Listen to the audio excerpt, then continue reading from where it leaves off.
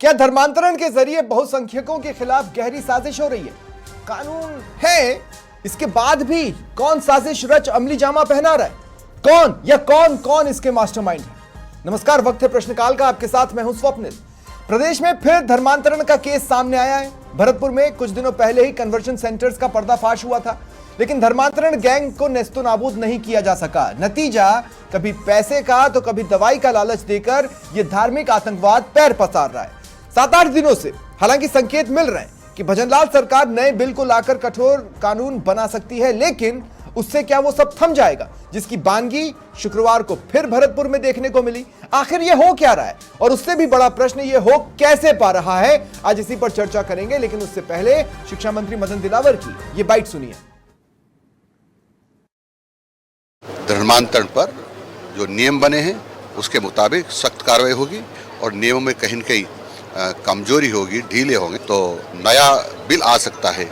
मुझे पता नहीं आएगा कि नहीं आएगा, लेकिन आ सकता है, ताकि उसमें कठोरता से नियमों का पालन कराया जाएगा और वो आने के बाद कोई हिम्मत नहीं करेगा कि धर्मांतरण कराए। और मेरे साथ जो गेस्ट जुड़ रहे हैं आपको इंट्रोड्यूस करवा देता हूं। बीजेपी प्रवक्ता शैलेश कौशिक जी मेरे साथ हैं, कांग्रेस प्रवक्ता राजकुमार शर्मा जी मेरे साथ हैं और बीएपी के प्रवक्ता राहुल भूरिया जी मेरे साथ हैं। आप सभी का स्वागत है समाचार प्लस पर। शैलेश भाई, जो कानून बने हैं की बात मदन दिलावर कर रहे हैं, जबकि राजस्थान सरकार का हलफनामा ये कहता है कि धर्मांतरण से निपटने के लिए तो हमारे पास कोई विशिष्ट कानून है ही नहीं। ये राजस्थान सरकार का हलफनामा है जो हाल ही में सुप्रीम कोर्ट में दाखिल किया गया है। देखिए, निश्चित रूप से अभी तक स्वप्निल भाई, राजस्थान में कोई भी धर्मांतरण के लिए एक विशिष्ट कानून नहीं है जिसके अंतर्गत धर्मांतरण करने वाली जो गैंग है, धर्मांतरण की पाठशाला चलाने वाले जो लोग हैं, उनके खिलाफ कोई प्रबल और मजबूत कार्रवाई की जा सके। और इसी कानून के अभाव में लंबे समय से ये लोग गिरफ्तार होते हैं, इनके खिलाफ कार्रवाई होती है, लेकिन कहीं ना कहीं न्यायालय से इनको जमानत मिल जाती है। और जैसा कि आपने भी कहा और माननीय मंत्री जी ने भी कहा कि अब भजनलाल जी की जो सरकार है वो इस विषय पर एक मजबूत विधेयक लाने की तैयारी में है, जिसके माध्यम से इस धर्मांतरण की फैक्ट्री को और इस धर्मांतरण जो आतंकवाद है धर्मांतरण का, इस पर स्थायी प्रतिबंध लगाया जा सके। नहीं समझ पा रहा हूं, वो ये नहीं समझ पा रहा हूं कि अब तक कांग्रेस सरकार, बीजेपी सरकार, कांग्रेस सरकार, बीजेपी सरकार, इसी तरह का सिस्टम चला है और ये गैंग पनपती रही। मतलब बीच में 10 साल का मौका आपको भी मिला। वसुंधरा राजे 2008 में एक कानून लेकर आई थी धर्मांतरण को लेकर, जिसे राष्ट्रपति से मंजूरी नहीं मिली। मेरा सवाल आपसे यह है कि हाल ही में भरतपुर में तड़ातड़ जो केसेस आए, उसके बाद एसआईटी गठित हुई। एसआईटी ने किया क्या? क्यों ये गैंग नेस्तनाबूद नहीं हो पाई? आपके पांव कहां पर फंस रहे हैं? आपके पांव में कौन सी बेड़ियां हैं? देखिए स्वप्निल जी, सबसे बड़ी बेड़ियां है ना वो कानून की हैं। इनके खिलाफ कोई स्थायी कानून नहीं हो पाता, और जब तक कोई मजबूत कानून, जब तक कोई कानून एक अमली जामा नहीं पहनेगा, तब तक इनके खिलाफ मतलब स्थायी कार्रवाई का होना संभव नहीं है। उसी कारण ये कानून की आड़ में छूट ले जाते हैं। ये लोग आपसे डर क्यों नहीं रहे? जब जमानत, तो ये लोग आपसे डर क्यों नहीं? कानून बनाने, देखिए इसको अभी तक की स्थिति ये थी कि जिस तरीके से यूपी में जब योगी आदित्यनाथ जी की सरकार आई थी और उसके बाद लगातार इन लोगों ने भरतपुर को, अब आप कहेंगे इस विषय पर मैं राजनीति कर रहा हूं, लेकिन यथार्थ यही है कि उस विषय पर भरतपुर को इन्होंने अपना अड्डा बनाया और लगातार 5 साल इन्होंने इस तरीके की कार्रवाई की, और कहीं ना कहीं इनको राजनीतिक संरक्षण मिलता रहा, जिस संरक्षण के कारण ये लोग इनके, अगर उस स्थिति में जब हमारे विश्व हिंदू परिषद, बजरंग दल या अन्य हिंदूवादी संगठन, इवन उस मोहल्ले, नहीं उससे पहले उस हिंदू मोहल्ले के लोग जब जाते, मैं कोई बात कर रहा हूं, जब जाते थे तो शैलेश भाई, आपको एक बात मैं बताता हूं, मैं आपको एक बात बताता हूं। आपने बोलते बोलते यूपी के कानून की बात की, जिस पर सुप्रीम कोर्ट ने कहा कि इसके 1-2 पॉइंट्स हमें ऐसा लगता है कि डिबेटेबल है और धार्मिक स्वतंत्रता से अगेंस्ट जा सकते हैं, तो उस पर तो अभी सुनवाई चल रही है। मैं आपसे ये कह रहा हूं कि गहलोत राज से पहले भी तो धर्मांतरण हो रहा था इसी भरतपुर में, ऐसा तो नहीं है कि नहीं हो रहा था, है ना, जब राज्य की सरकार थी। मैं ये कह रहा हूं कि ये लोग आपसे नहीं डर रहे। होना तो ये चाहिए था, जिस तरह का आपका वादा था कि पहला केस जो भरतपुर में सामने आया भजनलाल सरकार के आने के बाद, उसी के बाद ये थर-थर कांपते और इधर-उधर भागते। कोई नहीं भाग रहा है साहब, यहीं टिका हुआ है, यहीं डटा हुआ है।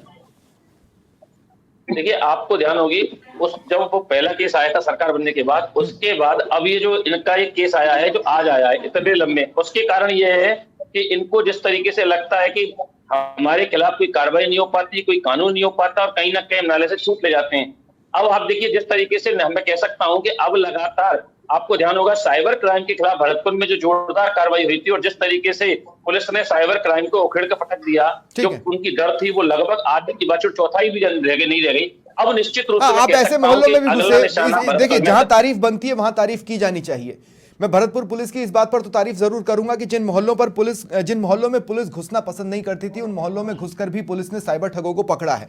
लेकिन इससे एक और अहम सवाल है, राजकुमार भाई मैं आपके पास आ रहा हूं। राजकुमार भाई मुझे एक बात बताइए, मैं कह रहा हूं कि बीजेपी वाले हिंदुओं के लिए तो आपके पास एक शब्द है, लेकिन अब मैं आपसे यह कह रहा हूं कि जयपुर में वाटिका में करीब 250 लोगों को जबरन हिंदू धर्म से ईसाई धर्म अपनाने के लिए मजबूर करने का मामला 2022 में सामने आया था। उससे ठीक पहले अलवर में धर्म परिवर्तन का मामला सामने आया था, जिसमें एक दंपत्ति ने परिवार वालों पर हिंदू देवी देवताओं की मूर्तियों के साथ बेअदबी और पोस्टर्स को फाड़कर फेंकने का आरोप लगाया था। वो केस अब तक अनसॉल्व्ड है। मैं आपसे ये पूछ रहा हूं, ऐसे लोगों को आप किस कैटेगरी में रखते हैं? मतलब बीजेपी वाले हिंदुओं को तो आपने एक कैटेगरी दी है, वो लोग जो धर्मांतरण करवा रहे हैं उनको आप किस कैटेगरी में रखते हैं? उनके लिए भी कोई शब्द है आपके पास? स्वप्निल जी, ऐसे लोगों को कानून के तहत सजा देनी चाहिए जो धार्मिक भावनाओं के साथ छेड़छाड़ करते हैं, उन्माद करते हैं, आतंकवाद जैसी घटना को अंजाम देने का प्रयास करते हैं, प्रदेश का देश का माहौल खराब करते हैं, अपने धर्म का माहौल खराब करते हैं, अपने धर्म का दुष्प्रचार कर दूसरे धर्म का दुष्प्रचार करके अपने धर्म को वाहवा कोई नाम दीजिए ना, अच्छा करना चाहते हैं। कोई नाम दीजिए, आतंकवादी नाम दीजिए, कुछ तो नाम दीजिए। बीजेपी वाले हिंदू हिंसक हो सकते हैं, तो ऐसे लोग जो लालच दे रहे हैं, लोभ दे रहे हैं, उनके लिए भी तो कोई शब्द होगा आपके पास? ऐसे जो भी गिरोह हैं, सरकार को उनके खिलाफ कठोर कार्रवाई करनी चाहिए, ताकि कोई भी समाज का व्यक्ति दूसरे समाज के व्यक्ति को प्रेशर में लेकर के धर्म परिवर्तन, कानून का डर होना चाहिए, सरकार का डर कहाँ था सर? और कहाँ था? पर भी भरतपुर में आप ही के लीडर पर ये आरोप लगते रहे कि उनके संरक्षण में ये सब चल रहा था। भरतपुर में आप ही के लीडर पर ये आरोप लगते रहे। हर मामला कहीं ना कहीं एक ही चेहरे पर जाकर जुड़ रहा था, और इसमें कोई दो राय नहीं। अखबारों में लेख पर लेख छपे हुए थे, टीवी चैनल इस बात को आप तक पहुंचा रहे थे। क्या किया आपने? या जयपुर में जो 250 लोगों का धर्म परिवर्तन जबरन करवाया गया, उसमें क्या किया गहलोत सरकार ने? या फिर भरतपुर में जो मामले आ रहे थे उसमें क्या किया? अलवर में क्या किया जब मूर्तियों के साथ बेअदबी हुई या पोस्टर्स फाड़े गए? जी, कांग्रेस पार्टी का स्टैंड बिल्कुल क्लियर है। सरकार चाहे बीजेपी की हो, चाहे कांग्रेस की हो, चाहे किसी अन्य दल की हो, किसी को भी किसी के भी धर्म के साथ खेलने का अधिकार नहीं है, चाहे वो राजस्थान हो चाहे। अरे नहीं है, पर जो खेल रहा था उसके साथ आपने क्या किया? मैं आपके शब्दों में कहूं, अगर आप इसे खेल कह रहे हैं तो ऐसे खिलाड़ियों को पकड़ा क्यों नहीं? केसेस सॉल्व क्यों नहीं हुए? सरकार ने जो भी मैक्सिमम और त्वरित कार्रवाई हो सकती थी वो सरकार ने की। कानून से बंधे रहने की बात मैं तो नहीं कहूंगा, लेकिन सरकार से बड़ा कौन होता है? सरकार की इच्छा शक्ति में कोई थोड़ी बहुत हो सकता है किसी कारण से कमी रही हो, उस कारण से ये गिरोह फैला है। लेकिन निश्चिंत रहे, अब भजनलाल जी की सरकार आ गई है। मैं आपको इस बात की तो दाद देता हूं कि आप ये कह रहे हैं कि इच्छा शक्ति में शायद कमी रही होगी, और कार्रवाई करके निश्चित तौर पे ऐसे जो भी उन्माद फैलाते हैं उन पे कार्रवाई करेंगे, और सबका अपना धर्म। लेकिन राजकुमार भाई, मैं आपको इस बात की दाद देता हूं कि आप ये तो कह रहे हैं कि कम से कम सरकार की इच्छा शक्ति में शायद कोई कमी रही होगी, लेकिन उसका खामियाजा क्या हुआ? उसका खामियाजा ये हुआ कि ये गैंग में बदलता चला गया। आप देखिए कोटा में मामले सामने आ रहे हैं, दौसा में क्या हो रहा है? एक बार मेरे सारे गेस्ट को आप टीवी स्क्रीन पर ले लें। मेरे साथ वीएचपी के राकेश कुमार शर्मा जी भी जुड़ चुके हैं, जो कि महानगर मंत्री हैं जयपुर के। स्वागत है आपका राकेश भाई। मैं आपको बताता हूं दौसा में क्या हो रहा है। दौसा में मीणा समुदाय के लोगों के पास लोग पहुंचते हैं और उनको ये कहते हैं कि साहब आप अगर संडे टू संडे प्रेयर्स के लिए आएंगे तो आपकी बीमारियां ठीक हो जाएंगी। जिस व्यक्ति को ये बोला गया उस व्यक्ति की तबीयत में थोड़ा सुधार आया तो पूरा परिवार संडे टू संडे प्रेयर्स में जाने लगा। लेकिन इसके बाद क्या हुआ? वो बीमार व्यक्ति हमारे बीच अब नहीं है। परिवार अब भी संडे टू संडे प्रेयर के लिए जा रहा है। उसने नाम चेंज नहीं किया, लेकिन अपना फेथ बदल लिया। लेकिन इस फेथ के लिए किसी ने उसको फंसाया, और यही हर जगह हो रहा है। भरतपुर में दवाइयों का लालच दिया जा रहा है, पैसों का लालच दिया जा रहा है। राहुल भूरिया जी, मैं आपसे एक बात पूछना चाहता हूं, क्या बीजेपी सिर्फ उन्हीं आदिवासियों के लिए लड़ाई लड़ेगी जो आपके इलाके में आते हैं? कहने का मतलब है कि भरतपुर डूंगरपुर के आसपास के हिस्सों में, या बीजेपी उन आदिवासियों के बारे में भी सोच रही है जो छत्तीसगढ़ में ठगे जा रहे हैं, जो राजस्थान में ठगे जा रहे हैं? भाई आदिवासियों को भी तो झांसा दिया जा रहा है, आदिवासी भी तो ईसाई धर्म अपना रहे हैं या इस्लाम धर्म अपना रहे हैं। तो मेरा आपसे जी, सीधे सवाल है, आप तो कह रहे हैं कि आदिवासी हिंदू नहीं है, तो फिर वो कैसे किसी और धर्म में जा रहे हैं?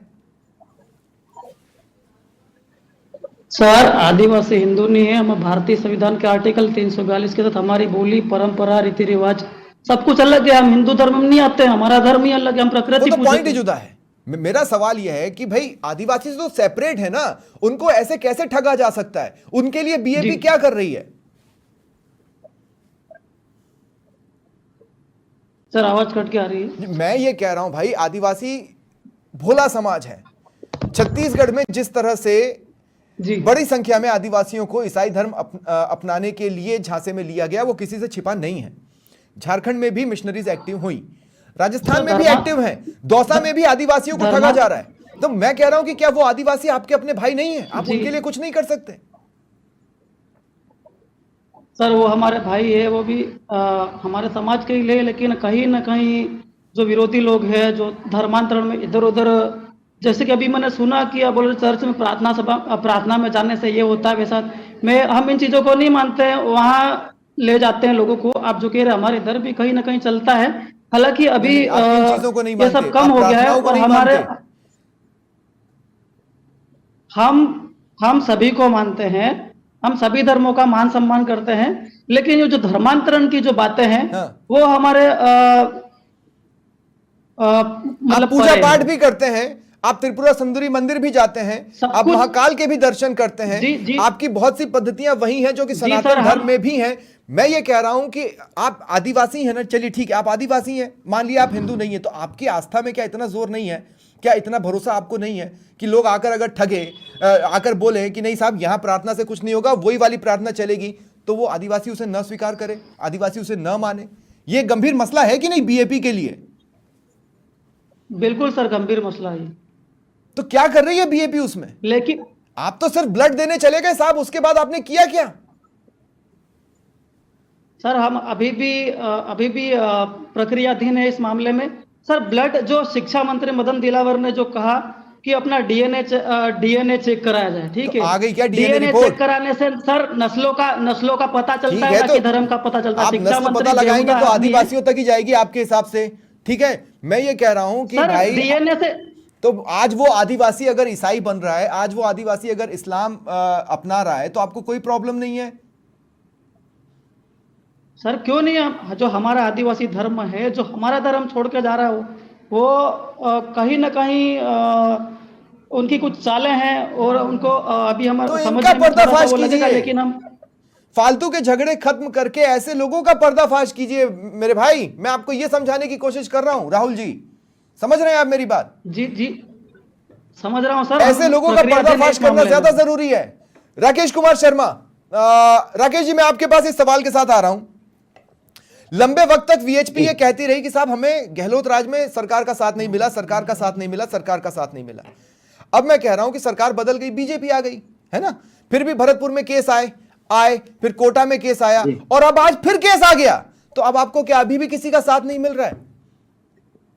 स्वप्निल जी, मैं आपको जानकारी देना चाहूंगा, हमेशा ही हमें साथ था। हिंदवे सोदरा सर्वे न हिंदू पतितो भवेत, मम दीक्षा हिंदू रक्षा मम मंत्र समानता। इस भाव को लेकर विश्व हिंदू परिषद उन सब दोगले लोग जो राजनीति करने के लिए, अपना वोट बैंक बनाने के लिए हिंदू समाज के भोले भाले लोगों को लालच देकर, दबाव देकर, लालच कोई भी प्रकार का, चाहे दवा का, पैसे का, किसी भी प्रकार का लालच देकर धर्मांतरण कराते हैं। हम उनके खिलाफ पहले भी काम कर रहे थे, आगे भी काम करते रहेंगे। आपको तो कानून का सरकारें साथ ही हो नहीं मिल सकता रहा है ना साहब। बदलेगी, आपको तो बिल्कुल कानून आप का सही साथ कह ही रहे नहीं हैं, मिल रहा। सरकारें बिल्कुल बदलेगी, सरकारें बिल्कुल बदलेगी, लेकिन हमारे काम का तरीका बिल्कुल नहीं बदलेगा। बस समविचारी सरकार आने के बाद, जैसा आपने स्वयं ने भी कहा कि वसुंधरा जी की जो पहले की सरकार थी, उन्होंने धर्मांतरण के लिए कानून बनाकर राष्ट्रपति जी के सामने रखा, लेकिन उसमें उन्होंने कुछ कमियां निकालकर वापस किया। ऐसा ही भजनलाल जी की सरकार पर भी विश्वास है, क्योंकि वह भाजपा की सरकार है, वह हिंदू के साथ की सरकार है। हम किसी भी पार्टी का साथ या किसी भी पार्टी का विरोध नहीं कर रहे। हम जो हिंदू हित के लिए काम करेगा वही देश बाबा, पर हिंदू राज हित किस करेगा। चीज में है? इसके भाव को लेकर क्या आपने इस बात इसके को भाव सोचने को की लेकर कोशिश की? क्या पहले आपने भी इस बात काम को कर रहे सोचने थे, की आगे भी कोशिश काम की कि करेंगे। अगर किसी को लोभ दिया गया तो वो उस लोभ में फंसा क्यों? वो उस लोभ में आया क्यों? बिल्कुल बिल्कुल स्वप्निल जी, मैं दो बातें आपको बहुत शॉर्ट तरीके में बताना चाहूंगा कि लालच किस प्रकार का है। जैसा अभी राहुल भाई ने कहा कि हम आदिवासी हैं, हम हिंदू नहीं है, तो उनकी जानकारी मैं थोड़ी स्पष्ट कर दूं कि मैं भी आदिवासी हूं, वो भी आदिवासी हैं। क्यों? क्योंकि मेरे भी पुरखे आदि अनादिकाल से यहाँ रह रहे हैं, उनके भी पुरखे आदि अनादिकाल से रह रहे हैं। ठीक है। लेकिन जो थोड़ा सा साक्षर नहीं है, जिसको हम गांव में रहने वाला हमारा कम पढ़ा लिखा हिंदू समाज का व्यक्ति है, उसको लकड़ी के क्रॉस को पानी में डालकर ऊपर तैर रहा नहीं, है। पर और क्या पानी में वीएचपी पत्थर की कानून के मूर्ति साथ चलना डूब नहीं गई। चाह रही है? ऐसे चीजें। देखिए, मैं आपसे ये बोल रहा हूं कि बिल्कुल। आज भी जो छापा मारा वो वीएचपी ने मारा है ना।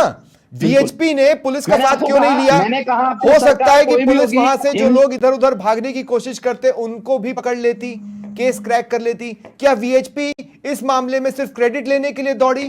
पुलिस को साथ लेकर क्यों नहीं दौड़ी? मैं आपकी जानकारी को बहुत स्पष्ट करना चाहूंगा। जैसा अभी मेरे भाई भाजपा के जो प्रवक्ता हैं उन्होंने शैलेश जी। कहा कि जो अभी पूरे मेवात के अंदर जो कार्रवाई हो रही है, वह भी कहीं ना कहीं इस धर्मांतरण के रैकेट को तोड़ने के लिए ही हो रही है।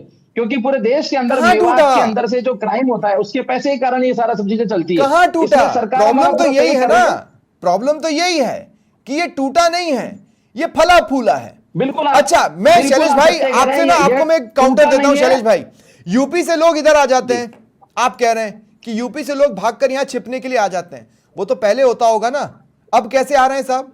वहां की पुलिस आपकी, यहां की पुलिस आपकी, ऐसे लोग यहां वहां टू एंड फ्रो हो कैसे रहे साहब? देखिए स्वप्निल भाई, कि जो लोग आए थे वो पहले आए थे और यहाँ आकर उन्होंने अपनी जड़ें जमाई हैं। जैसे अभी हमारे राकेश जी कह रहे थे और आप भी कह रहे थे कि आपको देखिए जिस तरीके से मेवात में चाहिए साइबर क्राइम का जो धंधा पनपा था, जिस तरीके से माफिया पनपा था, और जिस तरीके से 5 साल तक, आपको ध्यान होगा अभी कुछ दिन पहले जब वो अवैध बिल्डिंग तोड़ी थी तो हमारी भरतपुर की माननीय सांसद और पूर्व विधायक जी ने क्या कहा था कि आप कानून से ऊपर हो। जिस तरीके से वो पूर्व विधायक वाजिब अली जी या कोई और लोग संरक्षण देते थे, तो उसको उन जड़ों को तोड़ने के लिए जिस तरीके से भरतपुर पुलिस ने एक मिशन चलाया, शैलेश भाई, देखिए शैलेश भाई, मैं आपको एक बात बताता हूँ। अगर आप तस्वीरें देखोगे ना, अगर आप तस्वीरें देखोगे ना शैलेश भाई, तो आप देखोगे उसमें एक फाउंडेशन का नाम लिखा हुआ है। ये रजिस्टर्ड फाउंडेशन है, आप समझ रहे हैं मेरी बात? ये रजिस्टर्ड फाउंडेशन है। अगर ये कोई आयोजन कर रहे हैं तो वो उसकी परमिशन ले रहे हैं, नहीं ले रहे हैं, अगर ले रहे हैं तो उस पर नजर कौन रख रहा है? आप समझो, ये सिस्टम है ही नहीं। आप कह रहे हैं ना कि कोई एक सिस्टम होगा, मैं कह रहा हूं सिस्टम है ही नहीं। अगर सिस्टम होता तो ये सारी चीजें तो आपके मुखबिर आपको बताते।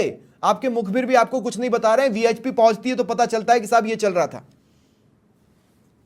देखिए, जो फाउंडेशन जो काम कर रही थी वो बिना किसी परमिशन के और बड़े गुपचुप तरीके से वो लोग 10-10, 5-5 करके लोगों को बुलाते थे, और बुलाने के बाद उनको जिस तरीके से टैंक में डुबकी लगा लो, 5 बार मंत्र पढ़ लो, और इस तरीके से धार्मिक भावनाओं को ठेस पहुंचाते थे। उसके खिलाफ एक शब्द था, वो बदलिज्मा के इस कार्रवाई को करके आपका ईसाईकरण हो जाएगा। तो उसके खिलाफ जो वहां के स्थानीय लोगों ने, जिस तरीके से विश्व हिंदू परिषद के लोगों ने, अन्य हिंदूवादी संगठनों ने जो कार्रवाई की, आप देखिए सरकार परिवर्तन का सबसे बड़ा प्रमाण स्वप्निल जी ये है कि पिछली बार पहले जब कांग्रेस की राज में इस तरह की कार्रवाई होती थी तो पुलिस पहुंचने में इतना समय लगाती थी। आज तुरंत पुलिस पहुंची, तुरंत कार्रवाई की, तुरंत उठा के अच्छा, तो मुझे एक बात बताइए शैलेश भाई, मुझे एक बात बताइए, आप जो कानून, जो भी नया बिल लाएंगे और जो कानून बनाएंगे, वो कानून अंधा नहीं होगा, इस बात की क्या गारंटी है ना? मैं आपसे ये पूछ रहा हूं किस तरह का कानून लाने वाले हैं आप, उसके अगर 2-3 हाइलाइट्स भी अगर आप बता पाए। अब तक कुछ तो सोचा होगा ना आपने। सुप्रीम कोर्ट में हलफनामा दिया है आप लोगों ने कि हम बहुत जल्द एक कानून लाएंगे, हम प्रक्रिया में हैं। प्रक्रिया कहां तक पहुंची? स्वप्निल भाई, बिल्कुल निश्चित रूप से राजस्थान की सरकार, भजनलाल जी की सरकार इस विषय पर बहुत गंभीर है और एक कठोर कानून लाने की कार्रवाई इस प्रक्रियाधीन है। जैसे कि माननीय उच्चतम न्यायालय ने उन्हें हलफनामा भी दिया है। इस कानून में वो सभी गंभीर प्रावधान होंगे जिस तरीके से खासकर इस धर्मांतरण की फैक्ट्री के द्वारा एसटी वर्ग के लोगों को धर्म का परिवर्तन कराने का लालच दिया जाता है, तो उसमें एससी एसटी के लिए, महिलाओं के लिए और 18 वर्ष से कम बच्चों के लिए जो धर्मांतरण कराने का प्रावधान है, उस पर बहुत बेहद गंभीर प्रावधान रखे जाने की प्रक्रिया है, जिसमें उन पर जुर्माना और उसके साथ सजा। अभी तक दिक्कत ये आती है कि जैसे ही हो जाते हैं उनके खिलाफ कोई कानून नहीं होता। दूसरा इसमें एक और है कि जब भी कोई व्यक्ति अगर वास्तव में, 1 मिनट समय लूंगा, धर्म परिवर्तन करने के नाम पर धर्म बदलता है, जो वास्तव में धर्म बदलना चाहता है किसी कारण से, बिना किसी लोभ लालच के, उसको भी 30 दिन के अंदर पहले कलेक्टर को सूचना देनी होगी कि मैं धर्म परिवर्तन करना चाहता हूं। उसके बाद उसकी कलेक्टर किसके इशारों पर चलेगा? कर लिया, और कलेक्टर किसके इशारों पर चलेगा? देखिए कलेक्टर को जो कानून से चलेगा, कलेक्टर को किसी के इशारे पर, तो उसमें कानून ने क्या 30 दिन के अंदर प्रावधान दीजिए, वास्तव में बिना किसी धर्म ठीक है। परिवर्तन, लालच, ठीक है। दवाई, मोह माया के अगर वो कर रहा है, और इसमें एक और होगा कि धर्म वापसी पर भी हो जाएगा, तो उसके लिए वो कलेक्टर से अनुमति आवश्यकता होगी। ठीक है, मैं राजकुमार जी आपके पास इस सवाल के साथ आ रहा हूं कि जिस तरह की कांग्रेस की विचारधारा है, वो विचारधारा इस तरह के किसी भी कानून आने पर मेजॉरिटी क्या सोच रही है के हिसाब से चल ही नहीं सकती। आप इसको अपने ही एक चश्मे से देखेंगे, जो भी कानून के प्रयास होंगे एक अलग ही एंगल पर ले जाने की आप कोशिश करेंगे, जबकि ऐसे वक्त पर क्या आपको नहीं लगता कि एक सपोर्ट में आकर सही तरह से क्रिटिसाइज कर एक अच्छा कानून आए?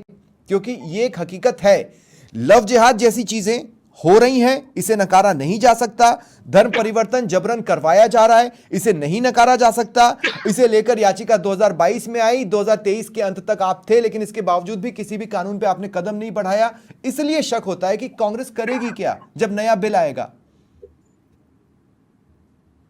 देखिए बिल आएगा जब बात की जाएगी, लेकिन कांग्रेस पार्टी का स्टैंड क्लियर है कि कोई भी किसी भी धर्म के साथ खिलवाड़ नहीं करे।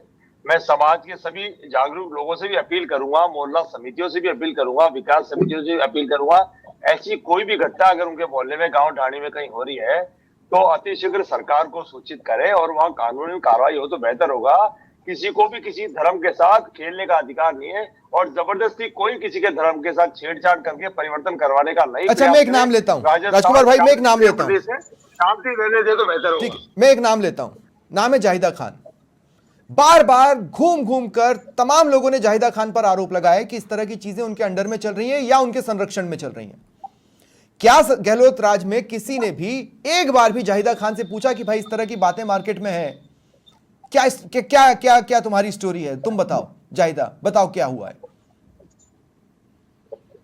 देखिए स्वप्निल जी, कांग्रेस राज के अंदर ऐसा कुछ भी नहीं हुआ है। जहां जहां पर भी शिकायत आई है, चाहे विधायक या कोई प्रभावशाली व्यक्ति कांग्रेस का हो चाहे किसी अन्य दल का हो, कानून संबद्ध जो भी मैक्सिमम से मैक्सिमम कार्रवाई हो सकती है वो पहले भी की गई थी। राजकुमार भाई, भरतपुर में जितने भी केसेस आए ना, या तो साइबर ठगी के आए या फिर वो मीट बाजार के आए। मीट बाजार तो न जाने कब से चल रहा था, आप भी जानते हैं। बीफ बाजार भी चला, बीफ की डिलीवरियां भी हुई। ये सारी चीजें घूम फिर कर उसमें बार बार जाहिदा खान का नाम सामने आता था। मैं ये नहीं कह रहा हूं कि वो दोषी हैं, लेकिन आरोप उछलते थे। उन आरोपों की सच्चाई पता लगाने की कोशिश क्या गहलोत राज में हुई? मैं तो ये पूछ रहा हूं।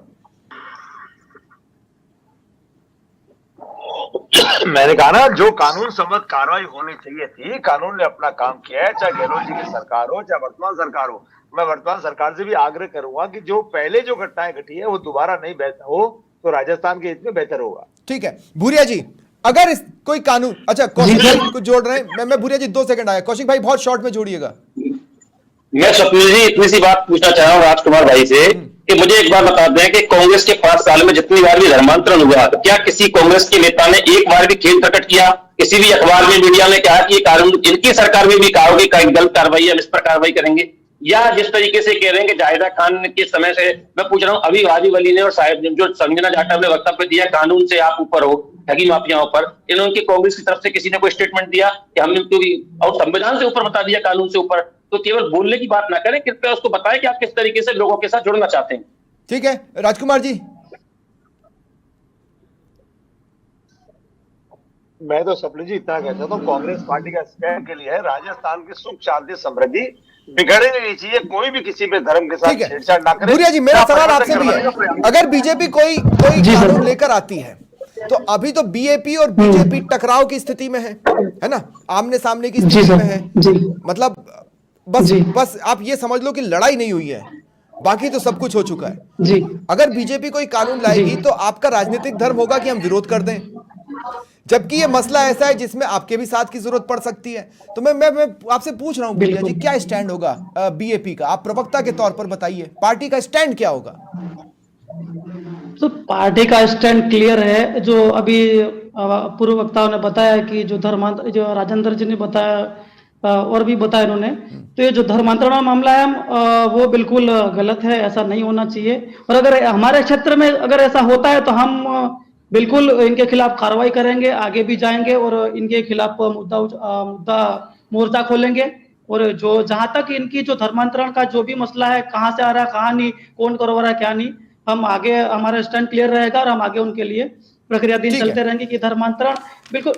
ठीक है, अब मैं सबसे गंभीर सवाल पर आ रहा हूं, राकेश भाई आपके पास आ रहा हूं। राकेश भाई मुझे आप थोड़ा सा बताइए, क्योंकि जब भी इस तरह की खबरें आई हैं मैंने देखा है कि पुलिस से ज्यादा और पॉलिटिशियन से ज्यादा वीएचपी एक्टिव रही है इस मसले पर, इसलिए मैं आपसे पूछ रहा हूं। अब बड़ा सवाल यह है कि क्या सचमुच बहुसंख्यकों के खिलाफ कोई बड़ी साजिश हो रही है?